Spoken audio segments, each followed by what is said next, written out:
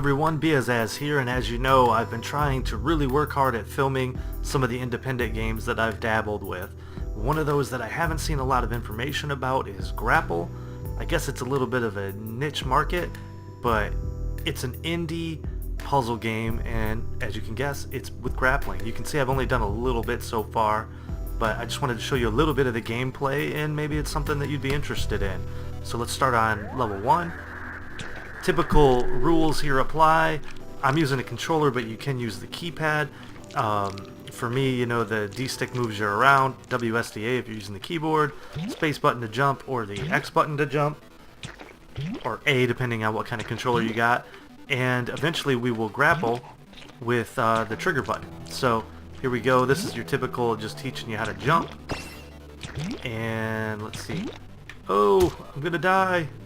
Oh, the horror. So you can see you can get yourself in interesting predicaments right away. So there you go. That wasn't supposed to happen, but you can kind of get yourself out of it.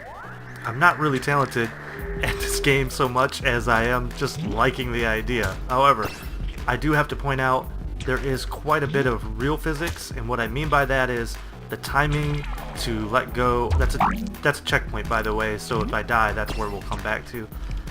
Anyway, what I was trying to say is, in the arc of your grapple, if you let go too late or too early, it definitely messes up. So like, I need to let go there, and it was almost perfect. I let go probably slightly early on that one, and let go. Here we go, and we will do the last grapple into the wind. Don't overshoot. Alright, we're gonna be alright. There we go.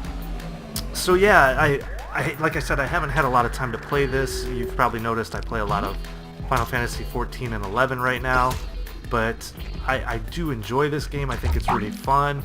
Grappling has always been an amazing idea for me. Ooh, almost lost it there. And so I just think it's really cool to give something like this a shot. Ooh. Alright.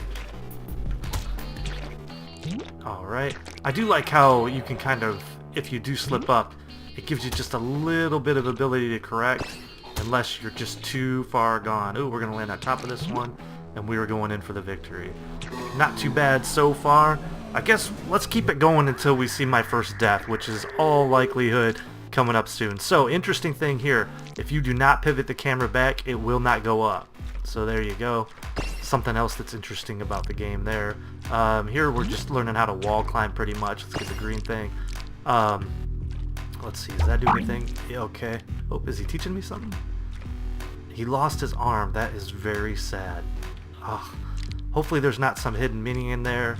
Maybe if there is, you can tell me it in the comment section, I guess. Oh man, that's just a shame. Alright, so we're done with that one. We're gonna keep on rocking. We're gonna keep on rocking. See how lucky I am. I feel my death is coming. Now I can tell you this, the red is bad, so this is kind of like Tron. The bluish color is alright, the red color equals bad, and they're going to come get you and take away you from your mother, and that's no good. So be careful. So anyway, let's get the checkpoint here. Alright, so we were doing okay. And it definitely, you obviously you can see I can still grapple from the red, which is important because if not, there's no way to get through this. It took me actually, I might be a little slower than most, but it did take me a few to figure out that I could grapple off the red. I don't know why I didn't think of that originally, but it seems pretty simple. Okay, so this one, okay, kind of cool. It looks like he's trying to tell me that I need to do this, which is pretty cool. Pretty cool, making sure that we understand we're in a 3D space here. That's not too bad. Oops, let's get that checkpoint. Alright. To quote the great Matthew McConaughey, alright. Great movie if you haven't seen it, Dazed and Confused. Should have saw it in your teens. At some point, it's just one of those coming to reality, coming to grips, learning all about the culture before us, and it's just a good movie. So hopefully you guys can check that out if you haven't seen it. And okay, so now we're doing spherical things. This will be interesting. Let's see what happens. Oh, I can just jump right on it. Alright, so now we're going to try to grapple from one sphere to the other. Alright. Alright, we're doing alright. This is great. This is better than expected. So, okay, let's see if we can do this.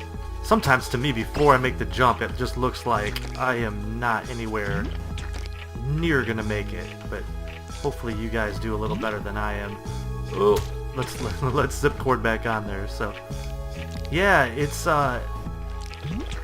kind of interesting how this works. You really get a crazy feeling for the way that they created this environment, and like I said before, it's just a neat idea anyway. Just taking a mechanic that made like Bionic Commando just so popular and just throwing it right out there and saying, you know what, we're just gonna make the game all about that. No fighting, no killing, just about maneuvering through puzzles using the skill set that we give you, and it's a very minimal skill set. So alright, oh, and there's our death, guys. So that will be our finale. But you should know that this game, as soon as you respawn, it doesn't seem to be any penalties or anything like that. You just smooth sailing, easy right through, and continue on. Thanks, guys. Hope you enjoy.